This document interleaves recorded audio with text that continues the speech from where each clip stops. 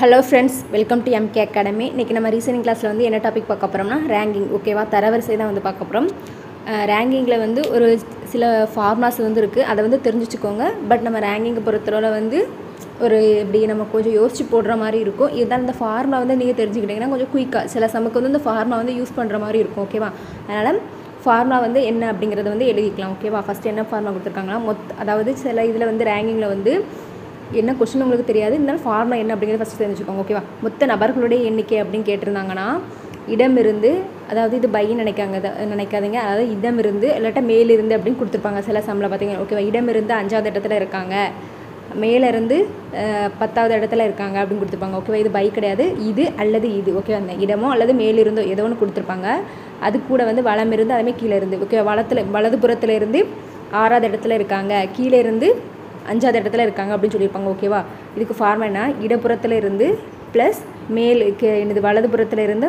இப்போ கொஸ்டினில் வந்து இப்படி கொடுத்துருக்காங்க, இடதுபுறத்தில் வந்து 5வது இடத்துலையும் வலதுபுறத்துலேருந்து 6வது இடத்துலையும் இருக்காங்க அப்படின்னா நம்ம வந்து மொத்த நபர்களுடைய எண்ணிக்கையை கண்டுபிடிக்கணும். இடதுபுறம் ப்ளஸ் வலதுபுறம். ஓகேவா, அந்த மேலிருந்து கீழே இருந்து அப்படிங்கிறது ஒருவேளை மேலே கொடுத்துருந்தாங்கன்னா அதுக்காக கொடுத்துருக்கோம். ஓகேவா, இது அல்லது அப்படி. அது கூட வந்து ஒரு மைனஸ் வந்து ஒன்று பண்ணணும். ஓகேவா, ஏன்னா ஒரே நபர். ஓகேவா, இது வந்து ஒரே நபர் இருக்கும் போச்சுல இந்த ஃபார்முலா எப்போ யூஸ் பண்ணால் ஒரே நபர் இருப்பாங்கலாம் அதில். ஓகேவா, ஆனால் நம்ம 2 நபர் இருக்கும் போச்சுலையும் இந்த ஃபார்முலா வந்து யூஸ் பண்ணுவோம். அது எப்படி அப்படிங்கிறத வந்து பார்க்கலாம். ஓகேவா, ஒரே நபர் வந்து இடதுபுறத்தில் இருந்து, அதுக்காக இது வந்து -1. ஓகேவா, ஏன்னா எதுக்காக -1 போடுறதுனா ஒரே நபர் அப்படிங்கிறதுனால அது ரெண்டையும் ப்ளஸ் பண்ணிவிட்டு அதை -1 பண்ணும். இது ஒரு ஃபார்முலா. ஓகேவா, ரெண்டாவது ஃபார்முலா பாருங்கள், ஒரு நபரின் ஏதேனும் ஒரு புறம் இருந்து உள்ள தரம். ஓகேவா, ஏதாச்சும் இதே ஃபார்முலா தான், மொத்த எண்ணிக்கை ஏதாச்சும் ஒரு புறம் கொடுத்துருப்பாங்க ஒருவேளை மேபி, அப்போ மொத்த எண்ணிக்கையிலேருந்து மறுபுறத்தில் உள்ள தரத்தை வந்து கழிச்சிட்டு +1 வந்து கூட்டிக்கணும். ஓகேவா, அடுத்தது வந்து அந்த ஃபார்முலா வந்து இதை தான் நம்ம அப்படி எழுதியிருக்கோம். ஓகேவா, யாருக்காச்சும் இன்னொரு புறத்தில் வந்து வேணும் அப்படின்னு சொன்னால் நமக்கு. அடுத்தது வந்து இது வந்து பார்த்திங்கன்னா 2 நபர்களுக்கு இடைப்பட்ட நபர்களின் எண்ணிக்கை. ஓகேவா, இப்போ ஏதாச்சும் 2 நபர்கள், ஒருத்தர் வந்து 2 நபர் இருக்காங்க, இதுக்கு இடையில் வந்து எத்தனை பேர் இருக்காங்க அப்படின்னு கண்டுபிடிக்கிறதுக்கு மொத்த எண்ணிக்கை நம்ம கண்டுபிடிச்சிருப்போம். மொத்த எண்ணிக்கையை கண்டிப்பாக கொடுத்துருப்பாங்க. அதிலேருந்து மைனஸ் இடதுபுறம் ப்ளஸ் வலதுபுறம் அந்த 2 வந்து கூட்டணும். ஓகே, இது மேலேருந்து கீழேருந்து பை கிடையாது, மேலிருந்து கீழேருந்து கொடுத்துருப்பாங்க. ஓகே, இடதுபுறத்துலேருந்து 5வதாகவும் வலதுபுறத்துலேருந்து 6வது இருந்தாங்க, அந்த 2 வந்து கூட்டிக்கணும். ஓகேவா, அப்போ 11. மொத்த நபர்கள் வந்து 40னா அப்போ 40லேருந்து 30 11 கழிச்சிட்டோம்னா நமக்கு என்னது இடைப்பட்ட நபர்கள் வந்து கிடச்சிருவாங்க. ஓகேவா, அதுக்கான ஃபார்முலா தான். இல்லாட்டா உங்களுக்கு இடமோ மேலிருந்து ஏதாச்சும் ஒன்று மட்டும் இருக்கும், கன்ஃபியூஸ் பண்ணி இது பை அப்படிங்கிறத நினச்சிடாங்க, இது அல்லது அது. ஓகேவா, இந்த 3 ஃபார்முலா வந்து நம்ம யூஸ் பண்ணி நம்ம இப்போ சம் செய்ய போகிறோம். ஓகேவா, ஃபார்முலாஸே எல்லாமே நம்ம வந்து இந்த சம் செய்யலாம், ஆனால் கொஞ்சம் நம்ம வந்து டைம் மேனேஜ்மெண்ட் பண்ணுறதுக்காக அந்த வந்து ஃபார்முலா வந்து யூஸ் பண்ணிக்கிறோம். ஓகே, ஃபஸ்ட்டு சம் பாருங்கள், எனக்கு கொடுத்துருக்காங்க. ஒரு வகுப்பில் வந்து அரையாண்டு தேர்வில் வெற்றி பெற்றவர்களுள் விஜய் வந்து மேலிருந்து இடமிருந்து அந்த மாதிரி தான் கொஸ்டின் இருக்கும்.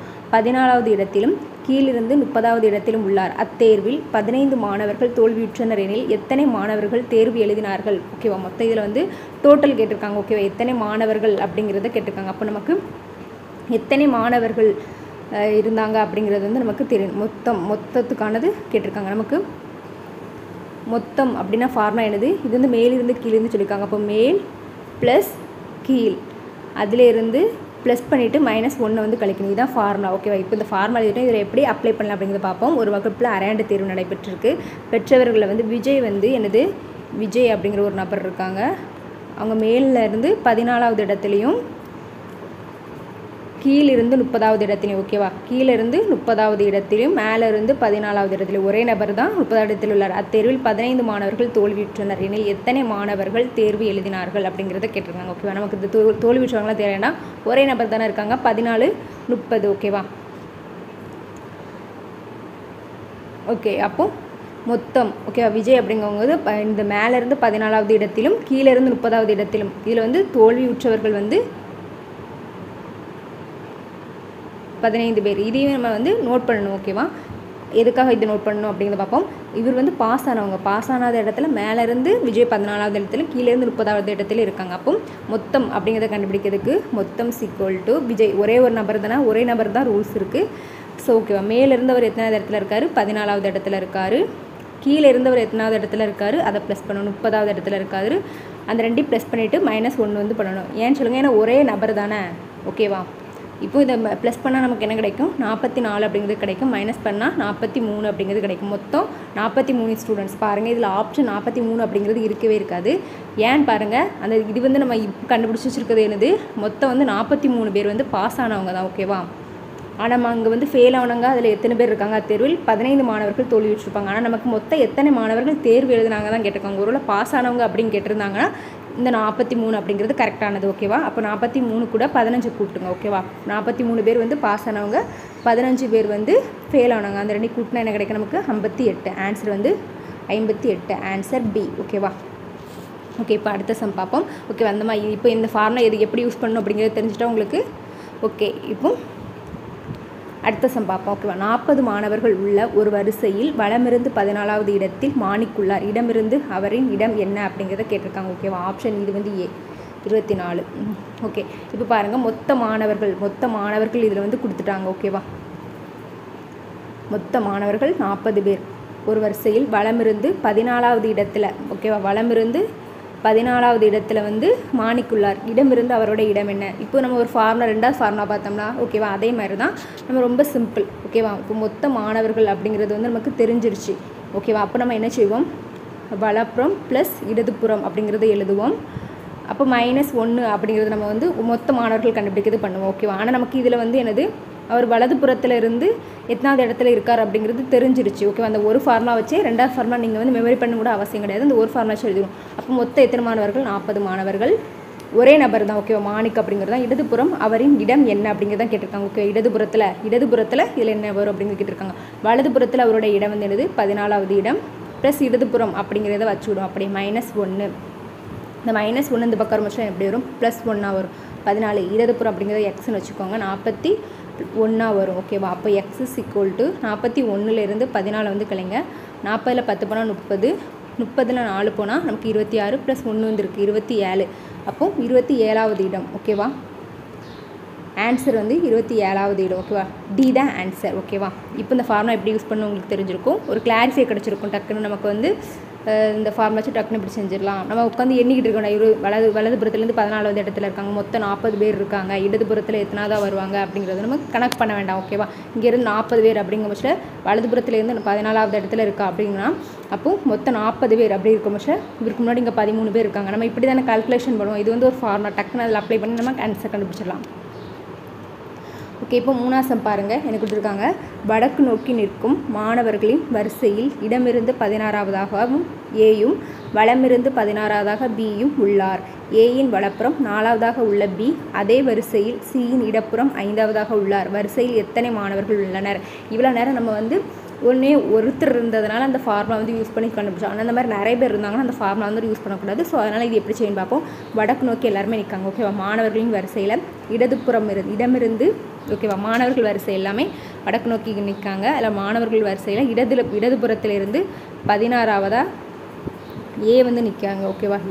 ஏயும் வலமிருந்து 16வதாக வந்து பி நிற்காங்க. ஓகேவா? வலமிருந்து 16வதாக வந்து பி வந்து நிற்காங்க. ஓகே, வலதுபுறத்துலேருந்து இது வலது, இது இடது. ஓகேவா? வலது இடது எப்படி பார்க்கணும்னு சொல்லியிருக்கேன். ஓகேவா? நம்மளுடைய கை சைடு, நம்ம சைடு, நம்மளுடைய வலது சைடு எந்த சைடு இருக்கோ அதுதான் நம்ம வலது, நம்மளுடைய இடது சைடு எந்த சைடில் இருக்கோ அந்த சைடில் நம்ம இடது போடணும். ஓகேவா?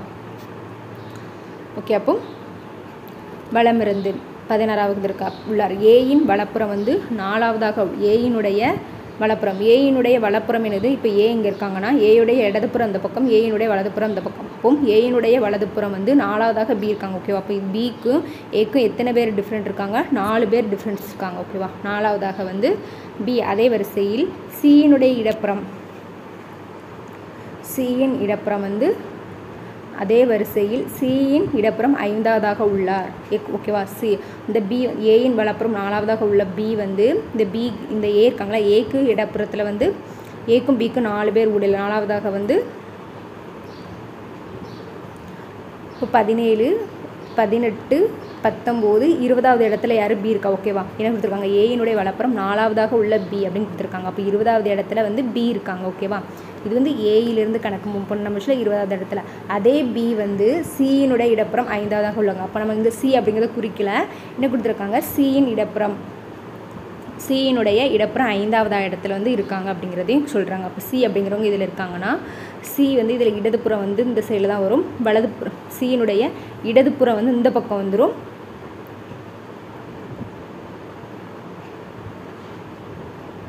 இது வந்து இடது பக்கம், இது வலது பக்கம். அப்போ இடதுபுறத்துலேருந்து 5வது ஆளாக பார்க்கும் போச்சுல பாருங்கள். இப்போ 20வது 21 22 23 24 இப்போ 24வது இடத்துல சி இருக்காங்கன்னு பார்த்துக்கிடுவோம். அப்போ 24 1 2 3 4வது இடம். அப்போ 25 இடத்துல சி இருக்காங்க அப்படின்னு வச்சுக்கிட்டோம்னா நமக்கு சியிலேருந்து எனது 5வதாக பி இருக்காங்க. ஓகேவா? 25வது இடத்துல சி, 25வது இடத்துல சி இருக்காங்க. அப்போ 24 1 2 3 4 5வது இடத்துல வந்து பி இருக்காங்க சியிலேருந்து இடதுபுறத்தில். ஓகே, அப்போ இப்போ எத்தனை பேர் இருக்காங்க அப்படிங்கிறத வந்து பார்ப்போம். பாருங்கள், மொத்தம் எத்தனை பேர் இருக்காங்க அப்படிங்கிறத பார்ப்போம். இப்போ இதில் வந்து ஆல்ரெடி 16 பேர். மொத்தம் இதில் வந்து இப்படி தான் கூட்ட முடியும். ஓகேவா? நம்ம 16 பேர். ஆல்ரெடி பி 16 ஏக்கும் பிக்கும் மொத்தம் எவ்வளோ பேர் டிஃப்ரெண்ட் இருக்காங்க? ஏலேருந்து பி வந்து என்னது 4வது இடத்துல இருக்காங்க. அப்போது 1 2 3 4. ஓகேவா? ப்ளஸ் 4. ஓகேவா? அடுத்தது வந்து பாருங்கள், இங்கேருந்து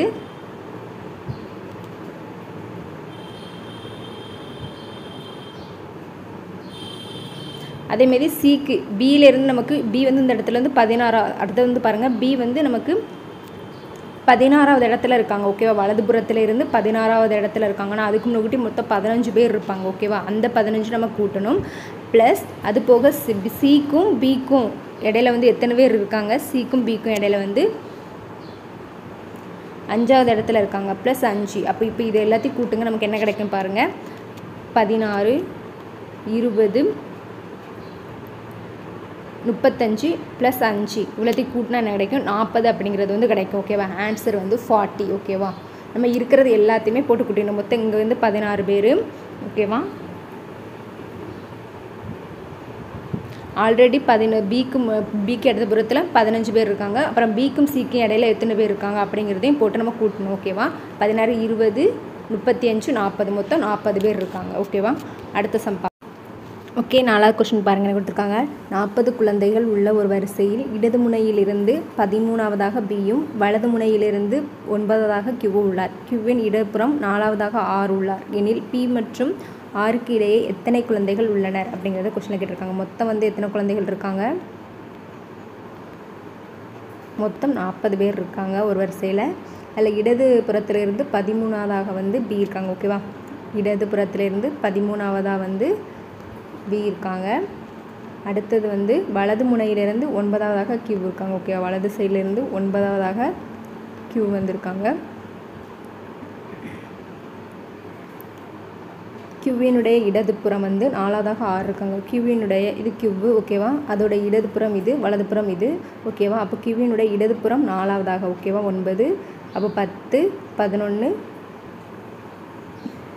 9 10 11 12 10 11 12வது இடத்துல தானே 4வதாக இருப்பாங்க. 1 2 3 4. ஓகேவா? அப்போது 4வதாக வந்து 6 இருக்காங்க. ஓகேவா? 4வது கியூ, அதாவது கியூவுக்கு 4வது இடத்துல 6 இருக்காங்க. அப்போ 9 10 11 12 13வது இடத்துல வந்து என்னது 1 2 3 4. ஓகேவா? 4வதாக வந்து 6 இருப்பாங்க. 9வது இடத்துல வந்து யார்? கியூ இருக்காங்கன்னா அதிலிருந்து கியூவினுடைய இடப்புறம் 4வதாக, இது வந்து இடதுபுறம், அது வந்து வலதுபுறம் தானே. கியூவுடைய இடதுபுறம் 4வதாக யார்? அப்போது 6 இருப்பாங்க 13வது இடத்துல. இதில் பி மற்றும் ஆருக்கு இடையே, பிக்கும் ஆருக்கும் இடையே வந்து எத்தனை குழந்தைகள் இருக்காங்க அப்படிங்கிறது வந்து கொஸ்டினில் கேட்டிருக்காங்க. ஓகேவா? ஓகே, பி வந்து எனது 13வது இடத்துல இருக்காங்க. மொத்தம் 40 குழந்தைகள் அப்படிங்கிறது வந்து கொடுத்துட்டாங்க. இந்த பிக்கும் ஆருக்கும் இடையே தான் வந்து நமக்கு கொஸ்டினில் கேட்டிருக்காங்க. நமக்கு ஒரு நபருக்கு வந்து ஒரு 2 நபர் இருக்காங்க, அவங்களுக்கு இடைப்பட்ட இது அப்படிங்கிறதுக்கு ஒரு ஃபார்முலா பார்த்தோம். ஓகேவா? இரு நபர்களுக்கு இடையில் வந்து எத்தனை பேர் இருப்பாங்க அப்படிங்கிறதுக்கு மொத்த எண்ணிக்கையிலிருந்து மைனஸ் வந்து என்னது வலதுபுறத்திலிருந்து எவ்வளோ பேர் இருக்காங்க ப்ளஸ் இடதுபுறத்திலிருந்து எவ்வளோ பேர் இருக்காங்க அதை கூட்டிகிட்டு மைனஸ் பண்ண. மொத்தம் வந்து இதில் எத்தனை பேர் இருக்காங்க? 40 பேர் இருக்காங்க. வலதுபுறத்திலிருந்து யார் இருக்காங்க? நமக்கு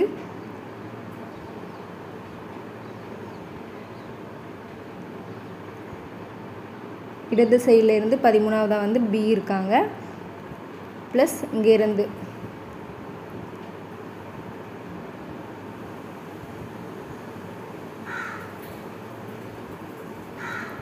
ஆர் வந்து 13ஆவது இடத்துல இருக்காங்க. ஓகேவா? அந்த ரெண்டையும் கூட்டினா நமக்கு வந்து 40 மைனஸ் ரெண்டையும் கூட்டினா நமக்கு என்னது வருது 26 அப்படிங்கிறது கிடைக்குது. அப்போ 40ல் 20 போனால் 20, 20ல் 6 போனால் 14. ஓகேவா? அப்போ 14ஆவது இவங்களுக்கு இடையில வந்து மொத்தம் எத்தனை பேர் இருக்காங்க? 14 நபர்கள் இருக்காங்க. ஆன்சர் வந்து நமக்கு பி. ஓகேவா? 14 நபர்கள் இருக்காங்க. ஓகேவா?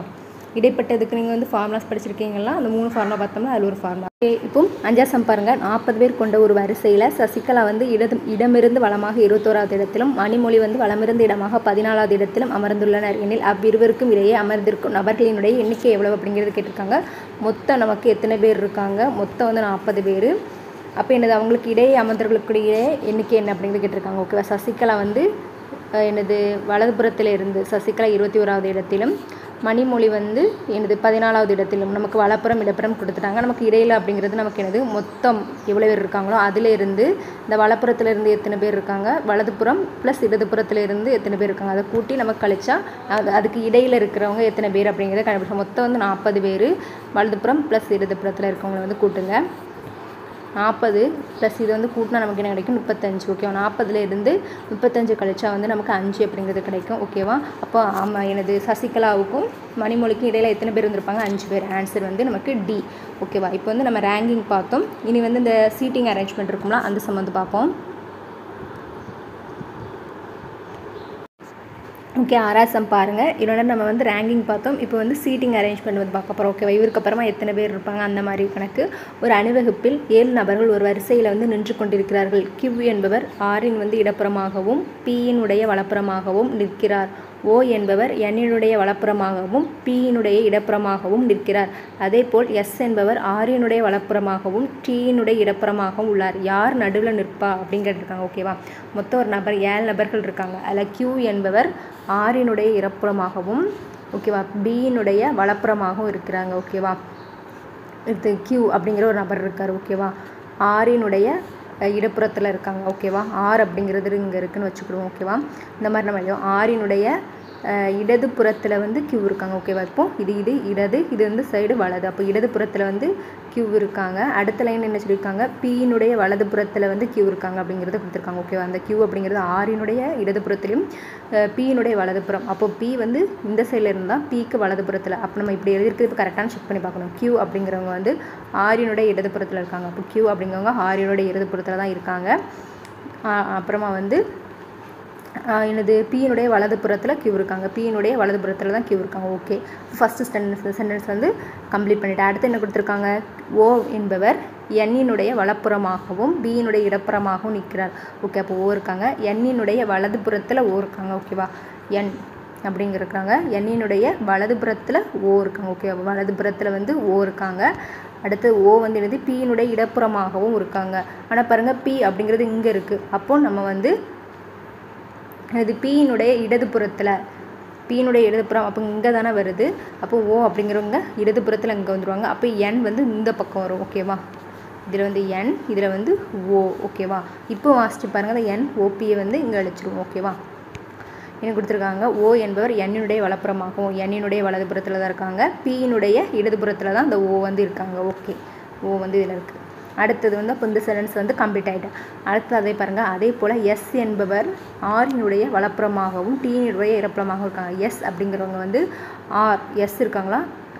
ஆரினுடைய வலதுபுறத்தில் இருக்காங்க. ஆறுனா தான் இருக்குது. எஸ் அப்படிங்கிறவங்க ஆரினுடைய வலப்புறமாகவும், டி அப்படிங்கிறது வந்து டீனுடைய இடப்புறமாக வந்து எஸ் அப்படிங்கிறது இருக்காங்க. ஓகேவா? அப்போ இந்த சென்டென்ஸ் கம்ப்ளீட் ஆகிட்டு இருந்தாலும் இன்னொரு திருப்பி நம்ம செக் பண்ணிக்கணும். ஓகேவா? நம்ம ஆர்டர் படி கரெக்டாக இருக்கமா அப்படிங்கிறத. கியூ அப்படிங்கிறது வந்து என்னது ஆரினுடைய இடப்புறத்தில் இருக்கணும். ஓகேவா? கியூ அப்படிங்கிறது ஆரினுடைய இடதுபுறத்தில் தான் இருக்குது. ஓகே, அடுத்தது வந்து அந்த கியூ வந்து பியினுடைய வலதுபுறத்தில் இருக்கா. கியூ வந்து பியினுடைய வலதுபுறத்தில் தான் இருக்குது. Okay, sentence okay. அடுத்தது வந்து என்னது ஓ அப்படிங்கிறது என்னுடைய வலதுபுறத்தில் இருக்கும். ஓ வந்து என்னுடைய வலதுபுறத்தில் தான் இருக்குது. ஓகே, அடுத்து பியினுடைய இடதுபுறத்திலும் இருக்கணும். ஓ வந்து பியினுடைய இடதுபுறத்தில் தான் இருக்குது. ஓகே, அடுத்து அது எஸ் அப்படிங்கிறது ஆறுக்கு அப்புறம் வலதுபுறத்தில் இருக்கணும். ஓகே, வலது இடதுங்கிறது தான் முக்கியம். ஓகே, அடுத்து டீயினுடைய இடதுபுறத்தில் தான் அந்த எஸ் இருக்குது. ஓகே, இப்போ எல்லாமே ஓகே. அப்போ இதில் யார் நடுசில் இருக்காங்க? மொத்தம் 7 பேர் இருக்காங்களா பாருங்கள். 1 2 3 4 5 6 7 பேர் இருக்காங்க. ஓகே, அப்போ இந்த 7 பேரில் நமக்கு கொஸ்டின் வந்து யார் நடுசில் இருக்காங்கன்னு அப்படிங்கிறது இருக்காங்க. அப்போ சைடில் இருக்க ஒவ்வொன்றும் அடிச்சுட்டே வாங்க. இதை யார் நடுசில் இருக்காங்க கண்டுபிடிச்சலாம். Q அப்படிங்கிறவங்க தான் நடுசில் இருப்பாங்க. ஓகேவா? ஆன்சர் வந்து B. ஓகேவா? Q அப்படிங்கிறவங்க தான் நடுசில் இருப்பாங்க. Answer B. 7 பேர் இருக்காங்க. அந்த சைடில் இந்த சைடில் 3 பேர் போயிடுவாங்க. நடுசில் இருக்கிறது Q. ஓகேவா? ஓகே, இப்போ அடுத்த சம் பாருங்கள். ஓகே, இப்போ இந்த சம் பாருங்கள் கொடுத்துருக்காங்க. AP, R, S மற்றும் Z ஆகியோர் ஒரு வரிசையில் அமர்ந்துள்ளனர். S மற்றும் Z நடுவில் உள்ளனர் மற்றும் A மற்றும் P முனைகளில் அமர்ந்துள்ளனர். Aயின் இடதுபுறம் R அமர்ந்துள்ளார் எனில் Pயின் வலப்புறம் அமர்ந்துள்ளவர் யார் அப்படிங்கிறத கேட்டிருக்காங்க. ஓகேவா?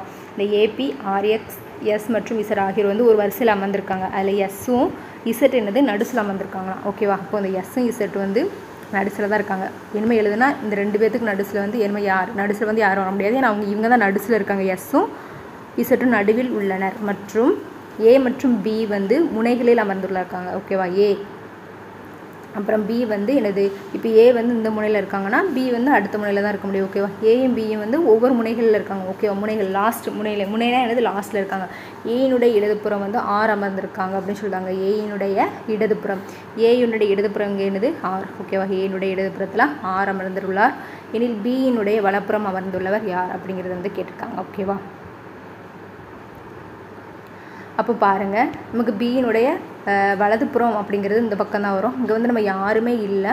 ஆனால் மொத்தம் நமக்கு வந்து எத்தனை பேர் இருக்காங்க பாருங்கள். 1 2 3 4 5 6 பேர் இருக்காங்க. ஆனால் நம்ம எத்தனை லெட்டர்ஸ் எழுதியிருக்கோம்? 1 2 3 4 5 லெட்டர்ஸ் தான் எழுதியிருக்கோம். அப்போ ஓகே, அப்போ மொத்த எல்லா நம்ம லெட்டருமே எழுதிடும். மீதி இல்லாத லெட்டர் என்னது X. ஓகேவா? அப்போ இந்த X அப்படிங்கிறவங்க தான் Bயினுடைய வலதுபுறத்தில் இருப்பாங்க. ஓகேவா? Bயினுடைய வலதுபுறம் அமர்ந்திருப்பவர் யார்? X. ஓகேவா? ஆன்சர் வந்து C. இங்கே கொடுத்துருக்க மாதிரி எல்லாமே எழுதிட்டு யார் இல்லையோ அவங்க தான் கண்டிப்பாக Bயினுடைய வலதுபுறத்தில் தான் அமர்ந்திருப்பாங்க. ஓகேவா? ஓகே, இப்போ அடுத்த சம் பார்ப்போம். ஓகே, இப்போ இந்த சம் பாருங்கள். கிரிக்கெட் ஆர்வலர்கள் 9 நபர்கள் ஒரு மைதானத்தில் ஒரு ஆட்டத்தை பார்த்து கொண்டு இருக்கிறார்கள். JK, L, M, NO, PQ மற்றும் R. ஓகே, அந்த 9 நபர்கள் நேர் வரிசையில் அமர்ந்து ஆட்டத்தை பார்க்கிறார்கள். Mயினுடைய வலது பக்கத்தில் மற்றும் Nயிலிருந்து வலதுபுறமாக 3வது இடத்திலும் L அமர்ந்திருக்கிறார். வரிசையினுடைய ஒரு முனையில் K அமர்ந்துள்ளார். O மற்றும் Pக்கு அடுத்தபடியாக Q அமர்ந்துள்ளார். Kயின் இடப்புறத்தில் இருந்து 3வதாக O அமர்ந்துள்ளார். Oவின் இடதுபுறத்தில் J உடனடியாக அமர்ந்துள்ளார். இப்படிங்கிற ரூல்ஸை கொடுத்துட்டு வரிசையினுடைய நடுவில் யார் அமர்ந்திருப்பாங்க அப்படிங்கிறத கேட்டிருக்காங்க. ஓகே, அப்போ நம்ம கொஸ்டின் படி இதில் யார் என்னென்ன அமர்ந்திருப்பாங்க அப்படின்னு சொன்னாங்க கண்டுபிடி எழுதுனா தான் நம்ம யார் வந்து நமக்கு நடுசில் வருவாங்க அப்படிங்கிறது நமக்கு தெரியும். ஓகே, கொஸ்டின் வந்து ஃபஸ்ட்டுமா மொத்தம் 9 நபர் இருக்காங்க. JKL அப்படிங்கிறவங்க நேர் வரிசையில் தான் இருக்காங்க. அதில் Mஇன் வலது பக்கத்தில் மற்றும் Nயிலிருந்து வலது புறமாக 3வது இடத்தில் L அமர்ந்திருக்காங்க அப்படிங்கிறத கொடுத்துருக்காங்க. ஓகேவா?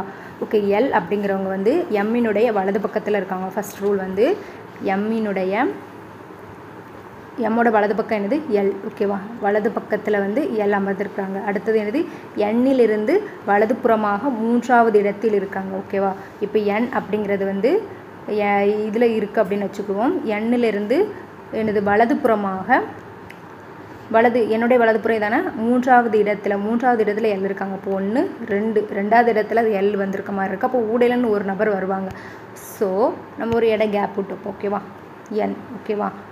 இப்படி வச்சு ஏன்னா நம்ம ஃபில் பண்ணதுக்கு பிறகு தான் நமக்கே தெரியல யார் வருவாங்க அப்படிங்கிறது. ஓகே, அப்போ இது வந்து இந்த லைன் வந்து முடிஞ்சிச்சு. அடுத்து பாருங்கள், வரிசையின் ஒரு முனையில் K அமர்ந்துள்ளார். வரிசையினுடைய ஏதோ ஒரு முனையில் வந்து K அமர்ந்திருக்காங்க. ஓகே, அதை நம்ம இங்கேன்னு கூட வச்சுக்கலாம். ஓகேவா? இப்போதைக்கு இருக்கட்டும். O மற்றும் B அடுத்து என்ன கொடுத்துருக்காங்க? O மற்றும் Bக்கு அடுத்தபடியாக Q அமர்ந்துள்ளார். O மற்றும் Bக்கு அடுத்தபடியாக வந்து Q அமர்ந்துள்ளார்.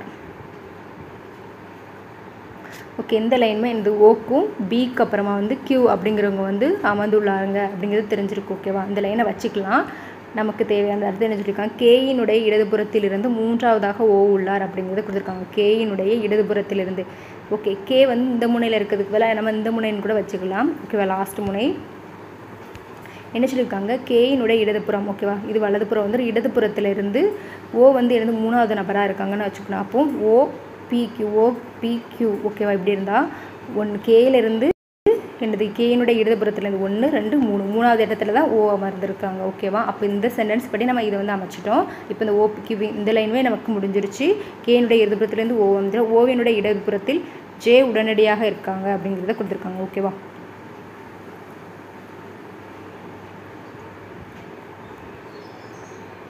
ஓவினுடைய இடதுபுறத்தில்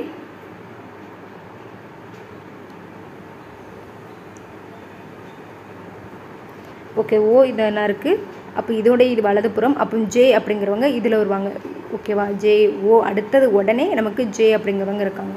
ஓகே, இப்போ இதில் எத்தனை பேர் வந்திருக்காங்க அப்படிங்கிறத பாருங்கள். 1 2 3 4 5 6 7 8 8 பேர் தான் நமக்கு எழுதியிருக்கோம். இந்த ஒரு ஆள் மிஸ்ஸிங். ஓகேவா?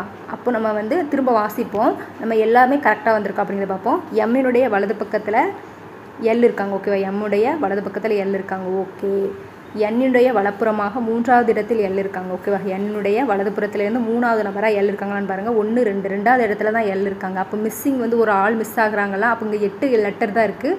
பட் ஒரு லெட்டரை வந்து ஃபில் பண்ணல. அந்த லெட்டர் தான் இந்த லெட்டரில் இந்த நம்ம இடம் விட்டு வச்சுருந்தோம்னா ஃபஸ்ட்டு அதில் வரப்போகுது. ஓகேவா? இதில் ஜே வந்து நம்ம ஃபில் பண்ணிட்டோம், கே வந்து ஃபில் பண்ணிட்டோம், எல்லுமே ஃபில் பண்ணிட்டோம், எம்முமே ஃபில் பண்ணிட்டோம், என்னுமே வந்து எம் வந்து இதில் வந்து நம்ம வந்து ஃபில் பண்ணிட்டோம், ஓமே ஃபில் பண்ணிட்டோம். ஓகேவா? க்யூவுமே ஃபில் பண்ணிட்டோம். ஆர் அப்படிங்கிற ஒரு லெட்டர் மட்டும் தான் ஃபில் பண்ணல. அப்போ அந்த ஆர் அப்படிங்கிறவங்க தான் இதில் வருவாங்க. இப்போ பாருங்கள், இப்போ வாசி பாருங்கள். என்லேருந்து வலதுபுறமாக 3வது இடத்துல எல் இருப்பாங்க. 1 2 3வது இடத்துல எல் இருக்காங்க. ஓகே, அப்போ இந்த சென்டென்ஸ் கரெக்டாக வருது. நம்ம ஃபில் பண்ணிவிட்டு கரெக்டாக இருக்கும் அந்த வரிசைப்படி திரும்ப பார்க்கணும். ஓகே, ஒரு முனையில் கே அமர்ந்திருக்காங்க. ஃபஸ்ட் நம்ம இந்த முனையில் போட்டோம். ஓகே, அது கரெக்டாக வர மாதிரில, அதனால் லாஸ்ட் முனையில் போட்டோம். ஓகே, வரிசையினுடைய ஒரு முனையில் கே அமர்ந்துள்ளார். அடுத்து ஓ மற்றும் பிக்கு அடுத்தபடியாக கியூ இருக்காங்க. ஓ பிக்கு அப்புறமா கியூ வந்து இருக்காங்க. கேயினுடைய இடதுபுறத்துலேருந்து 3வது ஓ இருக்காங்க. கேயினுடைய இடதுபுறம் அதுலேருந்து 3வது 1 2 3 ஓ இருக்காங்க. ஓவினுடைய இடதுபுறத்தில் உடனடியாக ஜே இருக்காங்க. ஓகே, ஓவினுடைய இடதுபுறம் ஜே இருக்குது. ஓகே, இப்போ இந்த படி தான் ஆர்டர் வந்திருக்கு. ஓகே, இதில் வந்து கொஸ்டின் நம்ம இப்போ இந்த ஆர்டரில் தான் வந்திருக்கு. ஓகேவா? இப்போ இந்த ஆர்டர் நீட்டாக இதில் எழுதிடலாமா? N R M L J O P Q K. இது வந்து நம்ம அந்த கொஸ்டின் படி கொடுத்துருக்கிறது படி எழுதிட்டோம். இப்போ கொஸ்டின் என்ன கேட்டிருக்காங்க? வரிசையினுடைய நடுவில் யார் இருக்காங்க அப்படிங்கிறத கேட்டிருக்காங்க. அப்போ லாஸ்ட்லேயும் அடிச்சுட்டே வாங்க. மொத்தம் 9 பேர் இருந்தாங்க. அந்த பக்கம் 4 பேர் போனதுக்கப்புறம் நமக்கு நடுஸில் யார் இருக்கா? ஜே அப்படிங்கிற லெட்டர் தான் கிடச்சிருக்கு. ஓகே, நடுஸில் வந்து ஜே அப்படிங்கிறவங்க இருக்காங்க. ஓகேவா? அடுத்த 2வது கொஸ்டின் பாருங்கள், என்ன கொடுத்துருக்காங்க. இதில் அதே கொஸ்டின் தான் 2வது. வரிசையின் மற்றொரு முனையில் யார் அமர்ந்துள்ளார் அப்படிங்கிறத கேட்டிருக்காங்க. ஓகேவா? வரிசையினுடைய ஒரு முனையில் வந்து கே அமர்ந்துள்ளார் அப்படிங்கிறத கொடுத்துட்டோம். நம்ம வந்து கே லாஸ்ட் முனையில். அப்போ இன்னொரு வரிசையில் யார் அமர்ந்திருக்கா? என் அப்படிங்கிறவங்க அமர்ந்திருக்காங்க. அப்போ பி. ஓகே, என் ஆன்சர் வந்து பி. ஓகேவா? ஒரு முனையில் வந்து கொஸ்டின்லேயே கொடுத்துட்டாங்க, கே அப்படிங்கிறத கொடுத்துட்டாங்க. ஓகேவா? நமக்கு எந்த மாதிரினாலும் கொஸ்டின் கேட்கலாம். இதில் நிறைய கொஸ்டின் சப் கொஸ்டினாக கூட வரலாம். ஓகேவா? இதில் வந்து ஒரு முனை கொடுத்துட்டாங்க, இன்னொரு முனை வந்து கேட்டுருக்காங்க. இப்போ எண்ணுக்கு அப்புறம் யார் அமர்ந்திருக்காங்க அப்படின்னு கூட கொஸ்டின் கேட்கலாம். ஓகேவா? ஓகே, இப்போ சீட்டிங்கும் அதாவது இடவரிசையும் தரவரிசையும் நம்ம வந்து பார்த்து முடிச்சிட்டோம். தேங்க்யூ.